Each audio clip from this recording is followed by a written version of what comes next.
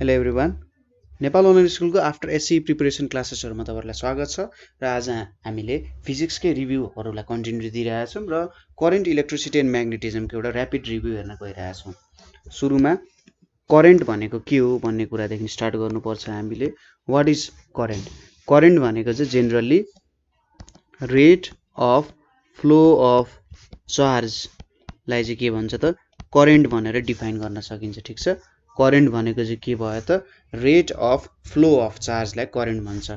Charge भनेको generally हाम्रो electron flow गर्ने गर्छ, प्रोटोन चाहिँ फ्लो हुँदैन है। प्रोटोन भनेको हाम्रो न्युक्लियसमा के हुन्छ, यसरी न्युक्लियसमा प्रोटोन र न्युट्रोन हुन्छ हैन, प्रोटोन एन्ड न्युट्रोन बसेको हुन्छ। अब प्रोटोन छुट्टै न अलिकति गाह्रो हुन्छ, त्यसैले चार्जहरु फ्लो हुनु भनेको इलेक्ट्रोनहरु चाहिँ फ्लो हुनु हो। Rate of flow of charge भनेको यति समयमा कति इलेक्ट्रोनहरु चाहिँ फ्लो हुन्छ भनेर भन्नु चाहिँ rate of flow of charge हो। अब भनेपछि करेन्टलाई आई ले डिनोट गर्छ। करेन्ट भनेपछि के भयो, रेट अफ फ्लो अफ चार्जलाई क्यू ले डिनोट गर्छ बाइ टी भयो। सो पर सेकेन्ड कति चार्ज फ्लो हुन्छ भन्नु के हो त करेन्ट हो। यसको युनिट भनेको के हुन जान्छ, एम्पियर हुन जान्छ हैन। यसको एसआई युनिट भनेको एम्पियर भयो, करेन्टको एसआई युनिट। ठीक छ, चार्जको युनिट के भयो, कलम हुन्छ, COULOMB कलम चाहिँ यसको युनिट हुन्छ। र एक कलम चार्ज भनेपछि कति नम्बर अफ इलेक्ट्रोन्स फ्लो भइरहेछ भन्ने कुरा हो। अनि एक कलम चार्ज भनेको चाहिँ कति हुन्छ त भन्दा 6.25 × 10⁻18 इलेक्ट्रोन्स हुन्छ। ठीक छ, तपाईलाई कसैले एक कलम चार्ज भन्यो भने त्यसमा चाहिँ बुझ्नुस् 6.25 × 10⁻18 वटा इलेक्ट्रोन्स हुन्छ। ठीक छ, यसपछि छ हाम्रो कन्भेन्सनल र मोडर्न फ्लो भनेर छ। पहिले चाहिँ के थियो भन्दा कन्भेन्सनल फ्लोको सानो कन्सेप्ट हेरौँ। कन्भेन्सनल फ्लो अनुसार चाहिँ सपोज यहाँनेरि एउटा मैले बत्ती राखेँ, सपोज गरौँ यहाँनेरि यसरी मैले एउटा बत्ती राखेँ र यसमा मैले पावर दिएँ है। यो भनेको पोजिटिभ टर्मिनल, यो भनेको नेगेटिभ टर्मिनल। लामो लाइनले जहिले पनि पोजिटिभ टर्मिनल डिफाइन गर्छ, छोटो लाइनले नेगेटिभ टर्मिनल। अब कन्भेन्सनल फ्लो अनुसार चार्ज चाहिँ पोजिटिभ टर्मिनल हुँदै यसरी नेगेटिभ टर्मिनलमा आउँथ्यो भन्ने कुरा हुन्छ। ठीक छ, चार्ज भनेको जहिले पोजिटिभ हुँदै नेगेटिभ आउँछ भन्ने कन्भेन्सनल फ्लो। तर मोडर्न कुरा अनुसार, मोडर्न हाम्रो जुन इलेक्ट्रिसिटीको नियम छ त्यो अनुसार चाहिँ के भनिन्छ भन्दा चार्जेसहरु जेनरली अब प्रोटोन फ्लो हुन सक्दैन। पोजिटिभ चार्ज भनेको प्रोटोन फ्लो हुन्छ भन्ने थियो, तर प्रोटोनहरु जेनरली फ्लो हुन सक्दैनन्। फ्लो हुने भनेको इलेक्ट्रोन हो। र अहिलेको मोडर्न कन्सेप्ट अनुसार चाहिँ यता यो डिरेक्सनमा फ्लो हुन्छ भन्ने कुरा हो। ठ्याक्कै उल्टो डिरेक्सनमा चाहिँ चार्जहरु फ्लो हुन्छ भन्ने कन्सेप्ट आयो। ठीक छ, जेनरली यो चाहिँ ब्याट्रीहरु सबैमा यो कन्सेप्ट छ। अर्को कुरा छ क्लोज्ड सर्किट। क्लोज्ड सर्किट छ। क्लोज सर्किट भनेको चाहिँ सपोज यहाँनेरि एउटा मैले स्विच राखेँ अरे, सपोज गरौँ यहाँनेरि मैले यसरी एउटा स्विच राखेँ, यहाँनेरि यसरी एउटा स्विच राखेँ। यो स्विचलाई मैले अन गर्नु भनेको के हो भन्दा यसलाई मैले यसरी जोडेँ भने के हुन्छ, अब यहाँ त बाटो बन्यो नि। सपोज गर्नुहोस् तपाईले बाइक कुदाउँदै हुनुहुन्छ, अगाडि एउटा ठुलो खाल्डो छ, त्यो खाल्डोबाट त तपाईले बाइक उता अर्को ठाउँमा पुर्याउन सक्नु हुँदैन हैन। हामी त जे फिल्मको हिरो त होइन बाइक उडाउने, हामीलाई त सिधा चाहिन्छ बाटो हो। यसरी त्यहाँनेरि यदि खाल्डो छ भने बाइक जान सक्दैन नि। त्यसैगरी यहाँनेरि पनि यसरी मैले एउटा खाल्डो बनाएँ भने इलेक्ट्रोन ठीक छ, इलेक्ट्रोन चाहिँ यहाँ पोजिसनबाट यो पोजिसनमा आउन सक्दैन हैन हो। तर मैले यो खाल्डो पुरिदिए, यसरी पुरिदिए यो खाल्डो भने इलेक्ट्रोन यहाँ हुँदै यो पोजिसनमा हुँदै यता आउन सक्छ। त्यसलाई चाहिँ के भन्छ, क्लोज सर्किट भन्छ। क्लोज सर्किट भनेको चाहिँ स्विच अन गर्नु भनेको ठ्याक्कै बाटो पुर्नुलाई चाहिँ स्विच अन गर्नु भन्छ। र यसको कारण चाहिँ के हुन्छ, बत्तीहरु बल्न थाल्छ है। अर्को यसको अपोजिट भनेको चाहिँ ओपन सर्किट। ओपन सर्किट भनेको चाहिँ स्विच अफ गरेको अवस्थालाई ओपन सर्किट भनेर भन्छ। ठीक छ, अथवा मैले यहाँनेरि यसरी खाल्डो बनाइदिए, अब खाल्डो बनाइदिए भने इलेक्ट्रोन त यो पोजिसनबाट यो पोजिसनमा आउन सक्दैन हो, त्यसलाई चाहिँ स्विच अफको अवस्था भनेर भन्छ। ठीक छ, अब स्विचको काम भनेको सपोज जहिले तपाईलाई त बिजुली अथवा बत्ती बालिराख्नु नपर्ने हुन सक्छ, बिहान पनि बत्ती बाल्ने कुरा त आएन हो। स्विचको काम भनेको चाहिँ जेनरली के हो त, तपाईलाई चाहिएको बेला इलेक्ट्रिसिटी पास गराउने हैन र आफ्नो काम गराउने नचाहिएको बेला इलेक्ट्रिसिटी अफ गर्नेलाई चाहिँ के हो त स्विचको कुरा आयो यसपछि अर्को कन्सेप्ट छ पोटेन्शियल डिफरेन्सको पोटेन्शियल डिफरेन्स अब पोटेन्शियल डिफरेन्स भनेको चाहिँ के हो भने यो एक प्रकारको वर्क डन हो ठीक छ पोटेन्शियल डिफरेन्स भनेको के हो वर्क डन हो सपोज यो पोइन्टबाट मैले यो पोइन्टमा इलेक्ट्रोन फ्लो गराउनु पर्ने छ यो ए पोइन्ट भयो यो बी पोइन्ट भयो र मसँग एउटा चार्ज छ मैले यसलाई ए पोइन्टबाट बी पोइन्टमा पुर्याउनु पर्ने छ यसलाई ए देखि बी पोइन्टमा पुर्याउनको लागि त मैले यसलाई ठेल्नु पर्ने हुन्छ कस्तो हुन्छ भन्दाखेरि सपोज मैले यहाँनेर यसरी ब्याट्री जोडे ठीक छ ब्याट्री जोडे भने फिल्ड भनेको यसरी आउने गर्छ हैन फिल्डको डिरेक्सन उल्टो पो भयो क्या यस्तो खालको फिल्डको डिरेक्सन हुन्छ अब यो पोइन्टबाट मैले यो पोइन्टमा पुर्याउनु पर्यो भनेको यो फिल्डको अगेन्स्ट यो फिल्डको डिरेक्सन जुन डिरेक्सनमा छ त्यसको अपोजिट डिरेक्सनमा मैले चार्जलाई मुभ गराइराख्नु परेको छ भनेपछि यहाँनिर त मैले चार्जलाई यसरी अपोजिट डिरेक्सनमा मुभ गराउनु पर्यो भने केही अमाउन्ट अफ वर्क डन गर्नुपर्ने हुन्छ हो त्यो वर्क डनलाई चाहिँ के भन्छ त पोटेन्शियल डिफरेन्स भन्छ सो एक्ज्याक्ट टोटल डेफिनेसन लेख्नु पर्दा work done against the electric field work done against the electric field to make flow of charge ठीक छ इलेक्ट्रिक फिल्ड को अगेन्स्ट मा मैले चाहिँ फ्लो अफ चार्ज गर्नु पर्यो भने चाहिँ यसलाई यो वर्क डनलाई पोटेन्शियल डिफरेन्स भन्छ र जहिले पनि चार्ज भनेको चाहिँ charge moves from higher potential to lower potential जहाँनेरि हायर पोटेन्शियल छ त्यहाँबाट उ लोअर पोटेन्शियलतिर मुभ हुन जान्छ यो चार्जको एउटा के हो त नेचर नै यस्तो हो है ठीक छ हायर पोटेन्शियल टु लोअर पोटेन्शियलतिर मुभ हुन्छ तर हामीले यहाँनेरि के गर्न खोजिरहेका छौं चार्जलाई चाहिँ लोअर पोटेन्शियलबाट हायर पोटेन्शियलमा मुभ गराउन खोज्छौं है जब हामी उल्टो काम गर्न खोजिरहेका छौं लोअर पोटेन्शियलबाट हायर पोटेन्शियलमा पुर्याउनु भनेको नै पोटेन्शियल डिफरेन्स हो ठीक छ कुरा अब पोटेन्शियल डिफरेन्सको युनिट पोटेन्शियल डिफरेन्सको युनिट भनेको यसलाई VOLT भोल्टमा मेजर गरिन्छ र यसलाई मेजर गर्नको लागि भोल्ट मिटर भन्ने इन्स्ट्रुमेन्ट युज गरिन्छ ठीक छ यसलाई मेजर गर्नको लागि हामीले भोल्ट मिटर भन्ने इन्स्ट्रुमेन्ट युज गर्छौं अब पोटेन्शियल डिफरेन्सको फर्मुला के हो त भन्दा पोटेन्शियल डिफरेन्स भनेको चाहिँ work done divided by charge ठीक छ वर्क डन डिवाइडेड बाइ चार्जले चाहिँ हामीले पोटेन्शियल डिफरेन्स दिन्छ work done bye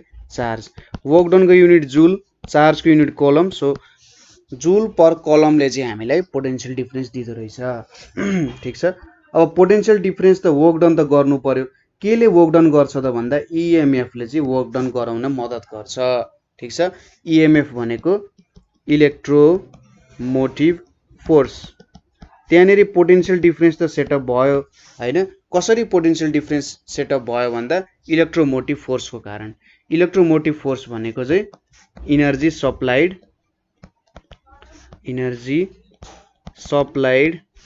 bye a सोर्सबाट इनर्जी सप्लाई गरियो to make flow of unit charge to make flow of unit charge भनेको चाहिँ के हुन्छ त हाम्रो इलेक्ट्रोमोटिभ फोर्स हुन जान्छ यसलाई पनि केमा मेजर गरिन्छ यसको युनिट भनेको नि भोल्ट्सै हुन्छ ठीक छ हामीले वर्क डन गर्नु पर्यो वर्क डन गर्न त केही इनर्जी चाहिन्छ नि हो त्यो जुन सोर्सले चाहिँ हामीले इनर्जी दिन्छ त्यो भनेको इलेक्ट्रोमोटिभ फोर्स हो जस्तै ब्याट्रीहरू भयो हैन ब्याट्रीहरू ड्राई सेल भयो यसको एक्जाम्पल ड्राई सेलले इलेक्ट्रोमोटिभ फोर्स दिन्छ अर्को भनेको लेक्लान्स सेलहरू भयो हैन लेक्लान्स सेलहरू भयो त्यसैगरी ड्यानियल सेलहरू भयो अब यिनीहरुको 1.08 भोल्ट हुन्छ यिनीहरुले दिने इलेक्ट्रोमोटिभ फोर्स भनेको 1.08 भोल्ट दिन्छ भन्नाले प्रत्येक इलेक्ट्रोनले चाहिँ प्रत्येक चार्जले चाहिँ 1.08 जूलको इनर्जी पाउँछ र ऊ अगाडि बढ्न सक्छ भनेको ठीक छ अर्को छ ड्यानियल सेलको 1.12 भोल्ट अनि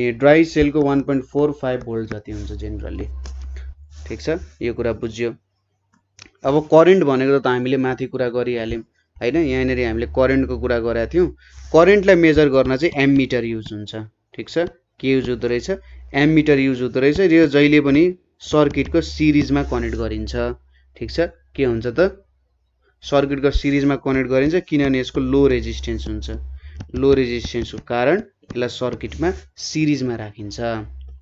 अर्को कन्सेप्ट हामीले बुझ्नुपर्ने भनेको जस ग्याल्भेनोमिटर भन्ने छ।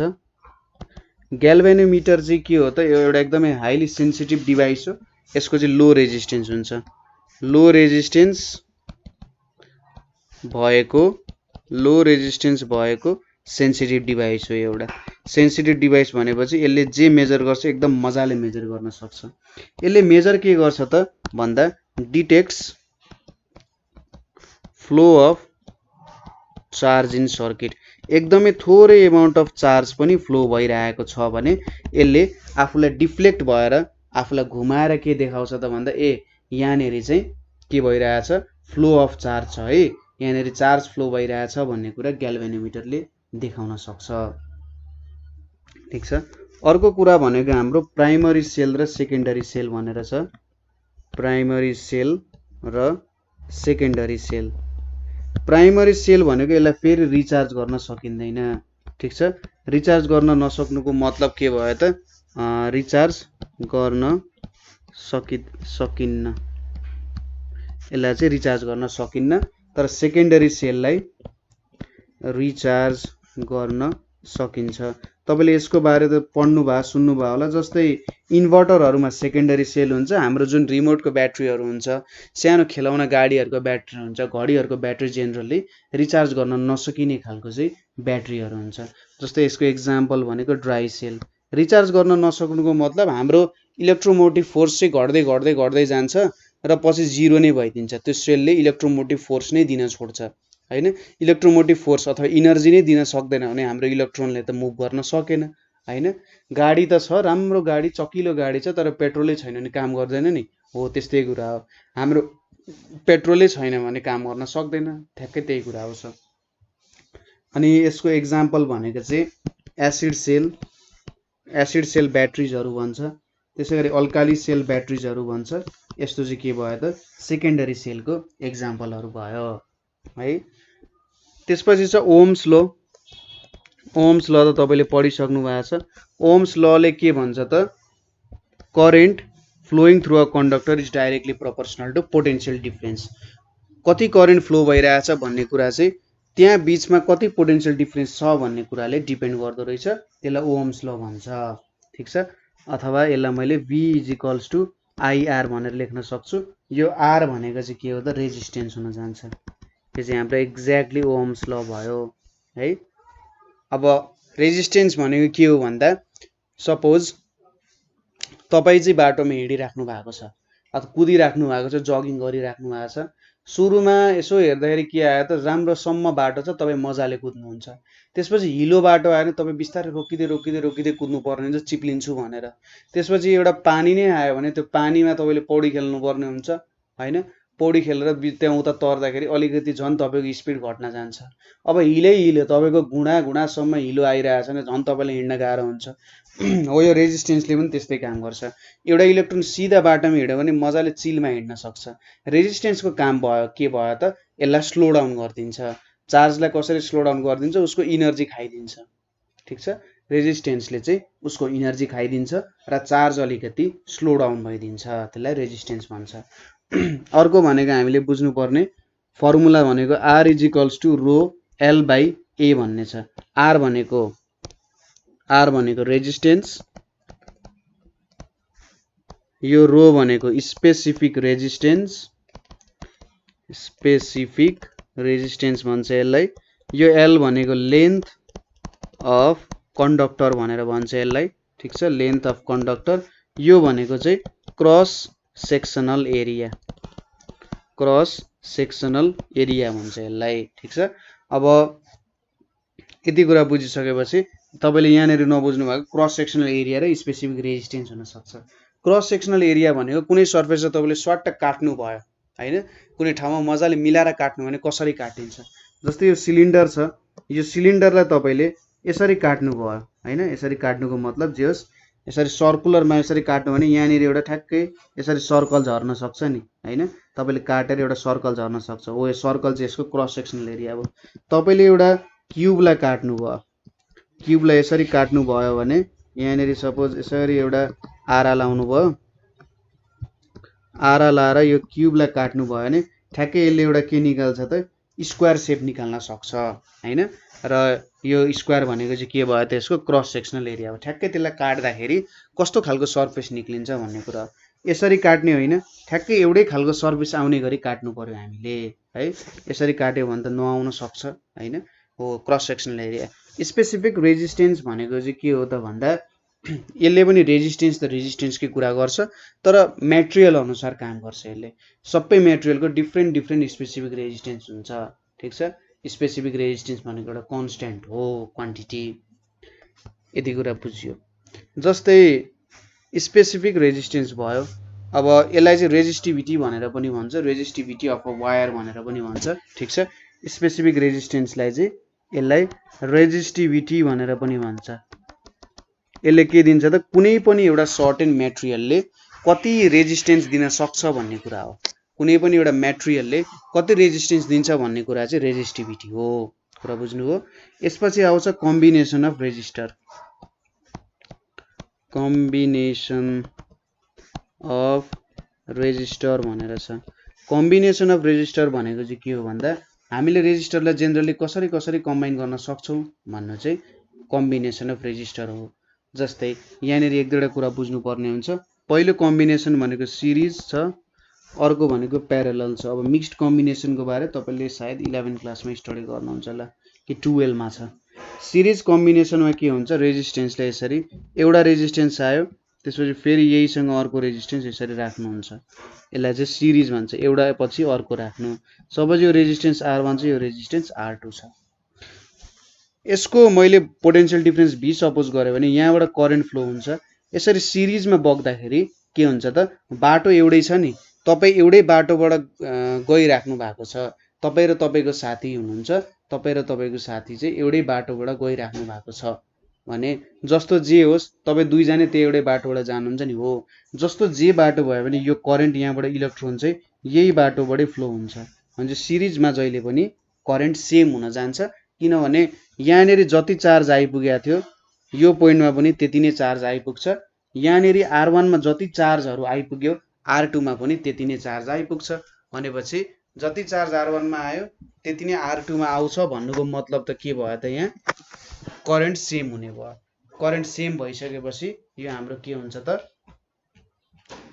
सिरिज कम्बिनेसन हुन्छ तर यहाँनेरि भोल्टेजको डिफरेन्स हुन्छ किन भोल्टेजको डिफरेन्स हुन्छ रेजिस्टेन्सले गर्दा त्यहाँनेरि केही अमाउन्ट अफ वर्क डन खाइदिन्छ यसले ठीक छ करेन्ट त सेम हुन्छ तर R1 मा भोल्टेज र R2 मा भोल्टेज डिफरेन्ट हुन्छ किनभने त्यहाँनेरि केही अमाउन्ट अफ वर्क डन हामीले ज्यादै गर्नुपर्ने हुन्छ ठीक छ अब यहाँनेरि सपोज R1 को भोल्टेज V1 दियो भने हाम्रो ओहम्स ल अनुसार IR1 हुन्छ त्यसैगरी V2 भनेको के हुन्छ IR2 हुन्छ ठीक छ यति कुरा त हामीलाई थाहा भयो भनेपछि I भनेको के हुने रहेछ V1 R1 र अर्को I भनेको V2 R2 हुने रहेछ हैन यति कुरा त बुझिहाल्यो हामीले अब यति भइसकेपछि यहाँबाट के देखिन्छ भन्दाखेरि टोटल भोल्टेज V भनेको V1 प्लस V2 हुन गयो हैन अब V भनेको I इन्टु R R भनेको टोटल रेजिस्टेन्स ठीक छ R1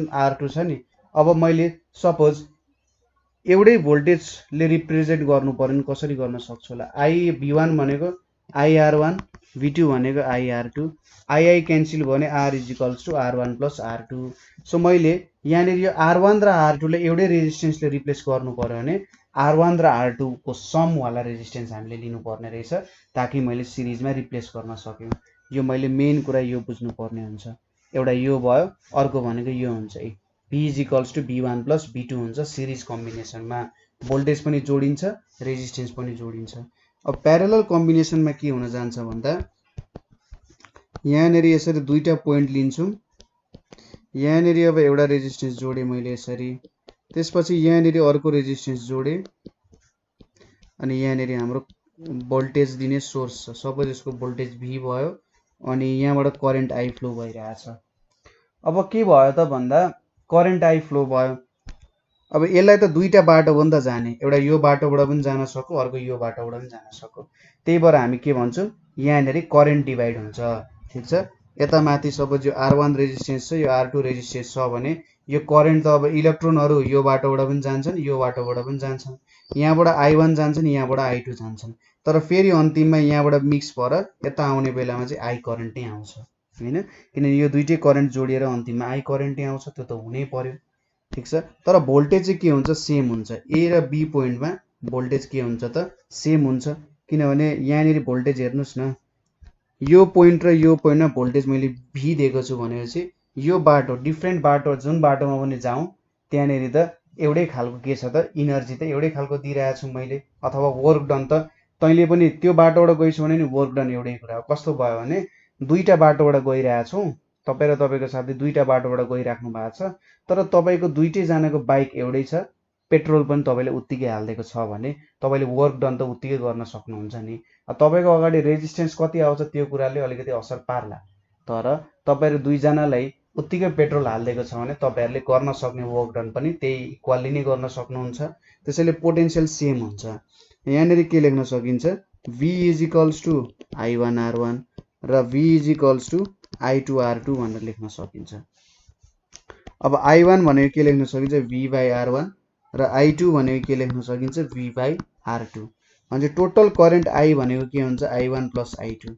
अब I भनेको मैले V बाई R भनेर लेखेँ भने I1 भनेको V by R1 plus V by R2, यसले के दियो त 1 by R is equals to 1 by R1 plus 1 by R2 भनेर दियो। यो एउटा नियम हामीले याद गर्नु पर्यो। यो दोस्रो नियम प्यारलल कम्बिनेसनको लागि यो दुईटा नियम हामीले याद गर्नुपर्ने हुन्छ। ठीक छ, यो दुईटा सिरिजको लागि भयो, यो दुईटा प्यारललको लागि। सिरिजमा के हुँदो रहेछ, भोल्टेज जोडिँदो रहेछ र रेजिस्टेन्स पनि ठ्याक्कै जोडिँदो रहेछ। प्यारललमा के हुँदो रहेछ, यसरी करेन्ट जोडिँदो रहेछ र रेजिस्टेन्स यो R मात्रै भएको भनेको इक्विभ्यालेन्ट रेजिस्टेन्स हो। 1 बाई R भनेको is equals to 1 by R1 plus 1 by R2 हुन्छ। ठिक छ कुरा, यति कुरा बुझियो। अब अर्को कुरा भनेको हाम्रो के छ भने इफेक्ट्स अफ करेन्ट भन्ने कुरा पनि छ। इफेक्ट्स अफ करेन्ट भनेको करेन्टद्वारा हामीले के काम गर्न सकिन्छ भन्नु चाहिँ के हो, इफेक्ट्स अफ करेन्ट हो। अब के छ त इफेक्ट्स अफ करेन्ट भनेको, पहिलो हिटिङ इफेक्ट हुन सक्छ। ठीक छ, पहिलो भनेको के हुन्छ त, हिटिङ इफेक्ट अफ करेन्ट हुन सक्छ। हिटिङ इफेक्ट भनेको तपाईले सपोज हिटरहरू देख्नु भएको छ, राइस कुकरहरू देख्नु भएको छ, पानी तताउने जारहरू देख्नु भएको छ। मैले त्यहाँनिर इलेक्ट्रिसिटी पास गर्छु, इलेक्ट्रिसिटी पास गरेर के हुन्छ त, त्यहाँनिर हिट इनर्जीमा कन्भर्ट हुन्छ। इलेक्ट्रिकल इनर्जी चाहिँ हिट इनर्जीमा कन्भर्ट हुन्छ र त्यसलाई हिटिङ इफेक्ट भनेर भन्छ। ठीक छ, र जेनरली हिटिङ इफेक्टमा हामीले नाइक्रोम वायर भन्ने युज गर्छौँ हैन, नाइक्रोम वायर भन्ने युज गरिन्छ। नाइक्रोम वायर भनेको चाहिँ दुईटा एलिमेन्टले बनेको हुन्छ, एउटा निकल अर्को क्रोमियम। ठीक छ, निकल र क्रोमियमले बनेको हुन्छ। क्रोमियम 40% हुन्छ, निकल त्यसमा 60% निकल चाहिँ भइरहेको हुन्छ। ठीक छ, किन निकल नाइक्रोम युज गरिन्छ भन्दा यसको के हुन्छ, हाई मेल्टिङ पोइन्ट हुन्छ। एकदमै धेरै तताएपछि मात्रै यो के हुन्छ, पग्लिन्छ र हाई रेजिस्टेन्स हुन्छ। जति धेरै रेजिस्टेन्स हुन्छ त्यति धेरै उसको इनर्जी खाइदिन्छ इलेक्ट्रोनको। जति धेरै इनर्जी खाइदिन्छ उसको, जति धेरै इलेक्ट्रिकल इनर्जी उसले खाइदिन्छ अथवा इएमएफ जुन हुन्छ त्यो इनर्जी खाइदिन्छ, उसले त्यति नै हिट इनर्जीमा कन्भर्ट गर्न सक्छ। त्यसैले हाई रेजिस्टेन्स हुन्छ। ठीक छ, यो हिटिङ इफेक्ट भयो। अब पावरको कुरा भनेको के हुन्छ, यसको पावर भनेको त हामीलाई के थाहा छ त, वर्क डन बाई टाइम हो। अब भोल्टेज भनेको वर्क डन बाई चार्ज हो भनेर हामीलाई थाहा छ भनेपछि वर्क डन भनेको हामीले के लेख्न सक्छौँ, भोल्टेज इन्टु चार्ज लेख्न सक्छौँ। त्यही कुरा लेखौँ, voltage into charge by time भयो। अब चार्ज बाई टाइम भनेको त के हो, करेन्ट हो नि। क्यू बाई टी भनेको करेन्ट हो, भने power is equals to B into I हुने रहेछ। यो एउटा रिलेसन भयो। अब B is equals to I into R पनि लेख्न सकिन्छ, भने यही रिलेसनलाई मैले v भनेको I into R into I भयो, यो भनेको आई स्क्वायर आर भयो। सो हामीले पावर भनेको भिआई पनि लेख्न सक्ने रहेछौँ और आई स्क्वायर आर पनि लेख्न सक्ने रहेछौँ, जुनै दुईटा एउटा लेख्न सक्छौँ। सो वर्क डन भनेको हामीले के लेख्न सक्यौँ, पावर इन्टु टी भयो। यो फर्मुला अनुसार वर्क डन भनेको पावर इन्टु टी, पावर भनेको आई स्क्वायर आर लेख्न सक्यो इन्टु टी। ठीक छ, आई स्क्वायर आर टी भनेर लेख्न सक्यो। अर्को छ लाइटिङ इफेक्ट। तपाईहरुले बल्ब बलेको त देख्नु भएको छ। अब त्यहाँनिर त हामीले पक्कै पनि इलेक्ट्रिसिटी पास गरेका छौं। इलेक्ट्रिसिटी पास गर्दा के हुन्छ त, सपोज हामीले जुन इलेक्ट्रिक बल्ब युज गर्छौं त्यहाँनिर इलेक्ट्रिसिटी पास गर्दाखेरि केही अमाउन्ट चाहिँ हिटमा जान्छ, केही अमाउन्ट चाहिँ त्यो बत्ती एकदमै रातो बल्न थाल्छ हैन। उसले इनर्जी अब्जर्भ गर्छ र त्यसपछि धेरै इनर्जी अब्जर्भ गरिसकेपछि हामीले देख्न सक्ने लाइट आउँछ। त्यहाँनिर एकदमै मधुरो इलेक्ट्रिक करेन्ट पास गर्नुभयो भने, थोरै पास गर्नु भने त्यो मन्दम मात्रै बल्छ, रातो रातो बल्छ। एकदमै धेरै पास गर्नु भने चकिलो बल्छ नि हैन। हो त्यही भयो लाइटिङ इफेक्ट अफ करेन्ट। अब लाइटिङ इफेक्टमा करेन्टको के हामीले भनिसक्यौं। पहिलो भनेको फ्लोरोसेन्ट ल्याम्प हुन्छ, FLUORESCENT फ्लोरोसेन्ट ल्याम्प हुन्छ। यसलाई चाहिँ ट्युबलाइट भनेर पनि भन्छ जेनरली। र यसले इलेक्ट्रिकल इनर्जीलाई लाइट इनर्जीमा कन्भर्ट गर्छ। यसको लाइफ टाइम भनेको जेनरली यो चाहिँ कति टाइमसम्म टिक्छ भन्दाखेरि 3000 आवर्स चाहिँ यसको लाइफ टाइम हुन्छ। र यसले 30% जुन इलेक्ट्रिकल इनर्जी हुन्छ नि, 100% इलेक्ट्रिकल इनर्जीमा यसरी लेखौं, 100% इलेक्ट्रिकल इनर्जीमा यसले 30% लाइट इनर्जीमा कन्भर्ट गर्छ र 70% चाहिँ हिट इनर्जीमा कन्भर्ट गर्छ। ठीक छ, फ्लोरोसेन्ट ल्याम्प। अहिलेको जेनरली हामीले ट्युबलाइटहरु जुन युज गर्छौं त्यो फ्लोरोसेन्ट ल्याम्प भयो। अर्को छ इलेक्ट्रिक बल्ब भनेर छ। इलेक्ट्रिक बल्बलाई चाहिँ फिलामेन्ट बल्ब भनेर पनि भन्छ। ठीक छ, फिलामेन्ट बल्ब। यसमा के हुन्छ त, आर्गन हुन्छ, नियोन हुन्छ, त्यसैगरी नाइट्रोजनहरु हुन्छ। ठीक छ, यो कुरा हुन्छ। अब यहाँनेरि जुन फिलामेन्ट युज गरेको हुन्छ, यो फिलामेन्टको मेल्टिङ पोइन्ट, ठीक छ, यो फिलामेन्टको मेल्टिङ पोइन्ट भनेको चाहिँ जेनरली 3400 डिग्री सेल्सियस हुन्छ। टंगस्टेनले बनेको हुन्छ है, टंगस्टेनको फिलामेन्ट हुन्छ जेनरली। र यो टंगस्टेनको मेल्टिङ पोइन्ट भनेको चाहिँ 3400 डिग्री सेल्सियस हुन्छ। र यसले लगभग 10% चाहिँ कन्भर्ट गर्छ। यसको लाइफ टाइम भनेको 1000 आवर्सहरु हुन्छ। आजकल चाहिँ यो फिलामेन्ट बल्ब जेनरली युज हुँदैन है। र यसमा युज हुने यो आर्गन नियोन एउटा यसरी के हुन्छ, ग्लास हुन्छ, यस्तो खालको एउटा ग्लास हुन्छ। यो ग्लास भित्र चाहिँ ठ्याक्कै यस्तो खालको एउटा सर्ट एन्ड सेप हुन्छ। यहाँनेरि हाम्रो यसरी टंगस्टेन फिलामेन्ट राखेको हुन्छ र यहाँ भित्रको ग्यास भनेको चाहिँ आर्गन नियोन अथवा नाइट्रोजन ग्यास चाहिँ युज गरिरहेको हुन्छ। ठीक छ। अब अर्को कुरा भनेको हामीले किलोवाट आवरको बारे थाहा छँदैछ। यो भनेको चाहिँ इनर्जीकै एक प्रकारको युनिट हो र हाम्रो घरमा जुन बिजुली मेजरमेन्ट हुन्छ त्यो चाहिँ किलोवाट आवर भन्छ।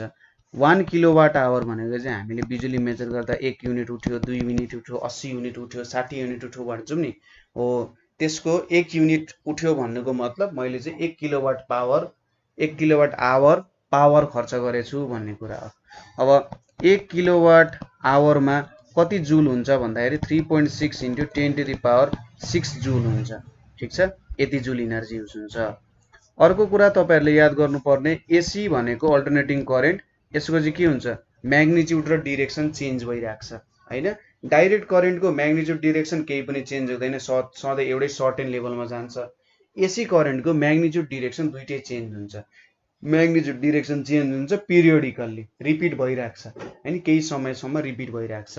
अब नेपालमा एसी करेन्टको फ्रिक्वेन्सी भनेको चाहिँ 50 हर्ट्ज छ जेनरली र भोल्टेज भनेको 220 भोल्ट हुन्छ। ठीक छ, 50 हर्ट्जको फ्रिक्वेन्सी छ भन्नुको मतलब पर सेकेन्ड चाहिँ 50 चोटि प्लस माइनस चेन्ज हुन्छ। हामीले जुन डाइरेक्सन चेन्ज हुन्छ भनेको थियो, एकचोटि एउटा डाइरेक्सनबाट पोजिटिभ फ्लो हुन्छ, अर्कोचोटि नेगेटिभ फ्लो हुन्छ र त्यो चाहिँ 50 चोटि चेन्ज हुन्छ पर सेकेन्ड भन्न खोजे हो। ठीक छ कुरा। अर्को टर्म भनेको ट्रान्सफर्मर भनेर छ। ट्रान्सफर्मर भनेको चाहिँ यसलाई जेनरली माइकल फ्याराडेले डिजाइन गरेको हो, माइकल फ्याराडेले डिजाइन गरेको र यो एसी सँग मात्रै युज हुन्छ। आजकल हाम्रोमा एसी युज गर्न सक्नुको कारण, एसी चाहिँ धेरै पपुलर हुनुको कारण डीसी मा किन भन्दा ट्रान्सफर्मरको कारण। ट्रान्सफर्मरले के गर्छ त भन्दा यसले भोल्टेज चेन्ज गर्छ। यदि लो भोल्टेज छ भने हाई भोल्टेज बनाउँछ। ठीक छ, लो भोल्टेज छ भने हाई भोल्टेज बनाउँछ र हाई भोल्टेज छ भने यसले लो भोल्टेज बनाउँछ। कस्तो हुन्छ, लो भोल्टेज हाई करेन्ट। ठीक छ, लो भोल्टेज हाई करेन्ट छ भने यसले केमा कन्भर्ट गर्न सक्छ, हाई भोल्टेज लो करेन्टमा कन्भर्ट गर्न सक्छ अथवा भाइस भर्सा। हाई भोल्टेज लो करेन्ट छ भने यसले लो भोल्टेज हाई करेन्टमा कन्भर्ट गर्न सक्छ। Generally to types of transformer हुन्छ, स्टेप डाउन र स्टेप अप भन्ने हुन्छ। स्टेप अपले के गर्छ, लो भोल्टेज हाई करेन्टलाई हाई भोल्टेज लो करेन्टमा कन्भर्ट गर्छ। ठिक छ, लो भोल्टेज हाई करेन्टलाई केमा कन्भर्ट गर्छ, हाई भोल्टेज लो करेन्टमा कन्भर्ट गर्छ। स्टेप डाउनले के गर्छ, हाई भोल्टेज लो करेन्टलाई लो भोल्टेज हाई करेन्टमा कन्भर्ट गर्छ। ठिक छ, यसरी स्टेप डाउन र स्टेप अप ट्रान्सफर्मरहरू चाहिँ युज गर्ने काम गरिन्छ। यो कुराहरू बुझ्नुभयो होला। त्यसपछि अर्को कुरा भनेको फ्युजको कुरा हो। फ्युज भनेको तपाईको इलेक्ट्रिकल डिभाइसेसहरूलाई प्रोटेक्ट गर्नको लागि युज हुन्छ जेनरली। ठिक छ, तपाईको इलेक्ट्रिकल डिभाइसेसहरूलाई यदि एकदमै धेरै अमाउन्ट अफ करेन्ट फ्लो भयो भने तपाईको इलेक्ट्रिकल डिभाइस बिग्रिन सक्छ। तपाईकै बल्बमा धेरै करेन्ट फ्लो भयो भने के हुन्छ, बल्ब पड्केको देख्नु भएको छ नि, हो यो फ्युजले चाहिँ त्यो बल्बहरूलाई बिग्रिनबाट, इलेक्ट्रिकल एप्लायन्सेसहरूलाई बिग्रिनबाट बचाउनको लागि फ्युजको युज हुन्छ। यो फ्युज भनेको चाहिँ एकदम एउटा पातलो वायर, थिन वायरले बनेको हुन्छ र यो थिन वायर आफैमा एलोय अफ टिन एन्ड लिडले बनेको हुन्छ। एलोय अफ टिन एन्ड लिडले चाहिँ के बनेको हुन्छ त, यो हाम्रो बनेको हुन्छ। ठिक छ, सेफ्टी डिभाइस हो र यसको एकदमै लो मेल्टिङ पोइन्ट हुन्छ हैन। अलिकति धेरै करेन्ट फ्लो भइहाल्यो भने त्यहाँबाट मेल्ट भइहाल्छ र सर्किट ब्रेक हुन्छ अथवा ओपन सर्किटमा कन्भर्ट हुन्छ। जेनरली लिड चाहिँ 37% युज भएको हुन्छ र टिन भनेको चाहिँ 63% युज भएको हुन्छ हैन। यो कुराहरू पनि बुझ्नुभयो। यसपछि अर्को कुरा भनेको के हुन्छ त भन्दा, हाम्रो वायरहरू जुन हुन्छ, वायर तीन प्रकारको वायर हुन्छन्, अर्थिङ, त्यसैगरी फेज र न्यूट्रल। अब फेज वायर भनेको जहाँनेरि करेन्ट फ्लो हुन्छ त्यसलाई फेज वायर भन्छ। न्यूट्रल वायर भनेको हाम्रो सर्किट कम्प्लिट गराउनको लागि जुन वायर युज हुन्छ त्यो न्यूट्रल वायर जस्तो भयो। अर्थिङ वायर भनेको चाहिँ कस्तो भयो त, तपाईकोमा एकदमै धेरै अमाउन्ट अफ करेन्ट फ्लो भइरहेछ भने यो वायरले चाहिँ ठ्याक्कै जमिनमा लगेर गाडिदिन्छ। जमिनमा गाडिएको हुन्छ र जमिनमा गाडिएको कारण सबै करेन्ट जमिनमा फ्लो हुन जान्छ। ठिक छ, यो कुरा बुझ्यो। अर्थिङ भनेको जेनरली कस्तो रङको हुन्छ भने अर्थिङ वायरको कलर ग्रीन हुन सक्छ हैन, ग्रीन हुन सक्छ अथवा यसको कलर भनेको चाहिँ येलो पनि हुन्छ। येलो रङको अर्थिङ वायर पनि देखिरहेको हुन सक्छ तपाईहरुले हैन, ग्रीन अथवा येलो रङको वायर हुन्छ। त्यसैगरी फेज वायर भनेको चाहिँ कस्तो रङको हुन्छ त, रेड पनि भइरहेको हुन्छ अथवा ब्राउन पनि भएको हुन सक्छ। ठीक छ, यो त ब्राउन होइन, रेड अथवा हाम्रो ल यसलाई नि बनाइदिए ल, ब्राउन रङको हुन सक्छ हैन, रेड अथवा ब्राउनको हुन सक्छ। त्यसैगरी न्यूट्रल वायर भनेको चाहिँ कि त ब्लू रङको हुन्छ कि त ब्ल्याक रङको हुन्छ। यो दुईटा कलर हुन सक्छ, न्यूट्रल वायर, फेज वायरहरुको कलर। यो कलरहरु तपाईले याद गर्नु होला। ठीक छ, त्यसैगरी फ्युजहरु अवेलेबल मार्केटमा। फ्युजहरु भनेको कतिको अवेलेबल छ भन्दा 1 एम्पियर को, 3 एम्पियर को, 10 एम्पियर, 15 एम्पियर र 50 एम्पियर। अब 1 एम्पियर को फ्युज भनेको चाहिँ 1 एम्पियर भन्दा धेरै करेन्ट फ्लो भयो भने त्यो फ्युज चाहिँ के हुन्छ त, ओपन सर्किटमा कन्भर्ट गरिदिन्छ। 3 एम्पियर भन्दा ज्यादा बग्यो भने काट्दिन्छ, हो त्यस्तो भन्न खोजे। अब तपाईले कस्तो डिभाइसेसहरुसँग काम गरिराख्नु भएको छ, इन्डस्ट्रिजमा त धेरै अमाउन्ट अफ करेन्ट चाहिन सक्छ, हो त्यही कन्सेप्ट अनुसार फ्युज वायरहरु पनि डिफ्रेन्ट एम्पियर अफ करेन्ट चाहिँ फ्लो भएको लिन सकिन्छ। ठीक छ, अर्को एउटा तपाईले याद गर्नुपर्ने भनेको एमसीबी हो। एमसीबी भनेको मिनिएचर सर्किट ब्रेकर भन्छ यसलाई। ठीक छ, मिनिएचर सर्किट ब्रेकर। यसले भनेको लगभग फ्युज भनेको हामीले एउटा डिभाइससँग कनेक्ट गर्छौं भने यो एमसीबी भनेको सबै हाउसको सबै सर्किटमा कनेक्टेड हुन्छ, ताकि हाउसको टोटली सिस्टमै प्रोटेक्ट भयो नि त हैन। टोटल घरकै सिस्टम प्रोटेक्ट हुन गयो। यसरी जहीँनेरि पनि जति बेला पनि धेरै करेन्ट फ्लो भयो भने त्यहाँनेरि एमसीबी झर्दिन्छ। एमसीबी झरेपछि सर्किट ओपन भइदिन्छ। ठीक छ, यति कुराहरू तपाईहरुलाई थाहा भयो। जेनरली यस्तै कुराहरू छन् हैन। त्यसपछि ट्रान्सफर्मरको एउटा नियम हुन सक्छ, जस्तै V1/V2 = N1/N2 = I2/I1 भन्ने नियम छ। ट्रान्सफर्मरमा के हुन्छ त, भोल्टेजलाई ट्रान्सफर्म गर्ने हो र एसीमा मात्रै काम गर्छ। कस्तो भोल्टेजमा मात्रै काम गर्छ भन्दाखेरि त्यहाँ चाहिँ चेन्ज भइरहेको हुनु पर्यो, म्याग्निट्युड डिरेक्सन चेन्ज भइरहेको हुनु पर्यो। यसको नियम भनेको इलेक्ट्रोम्याग्नेटिक इन्डक्सन भन्छ यसलाई। इलेक्ट्रोम्याग्नेटिक इन्डक्सनको नियममा काम गर्छ। एकचोटि आफैले स्टडी गर्नु होला इलेक्ट्रोम्याग्नेटिक इन्डक्सन भनेर। यहाँनिर के हुन्छ, वायरहरू यसरी बाउन्ड गरिएको हुन्छ, ठिक छ, यसरी वायरहरू बाउन्ड गरिएको हुन्छ। यहाँनिर हामीले एउटा भोल्टेज सोर्स दिन्छौँ, यसको भोल्टेज के छ अरे V1 छ अरे हैन, र यहाँनिर नम्बर अफ टर्न्स भनेको N1 छ, यो जुन वायरको टर्न्स छ N1 भयो। अब यहाँनिर यिनीहरूको डाइरेक्ट कनेक्सन हुँदैन, डाइरेक्ट कनेक्सन हुँदैन। यहाँनिर अब हामीले यसरी वायरहरू लियौँ, यहाँनिर लोड छ भने सपोज यहाँनिर भोल्टेज V2 आयो, यो N2 छ भने यहाँनिर V1/V2 इज N1/N2 हुन्छ, ठिक छ। V1 भनेको प्राइमरी भोल्टेज अथवा जहाँनिर हामीले एसी सोर्स दिइरहेछौँ, N1 भनेको प्राइमरी कोइल भयो, V2 भनेको सेकेन्डरी भोल्टेज, N2 भनेको सेकेन्डरी कोइल भनेर भनिन्छ, ठिक छ। यो कुराहरू पनि बुझ्नु तपाईहरुले। सो मेन कुराहरू यिनीहरू नै हो, यहाँनिर मेन कुराहरू भनेको यिनीहरू नै हुन्छ र जेनरली न्युमेरिकल्सहरू यहीँबाट नै सोध्ने काम गर्छ है, ठिक छ। सो यहाँनिर तपाईले कुनै प्रब्लम भयो, बुझ्नु भएन भने हामीलाई सोध्न सक्नुहुन्छ। आजको लागि यति नै, थ्यांक यू।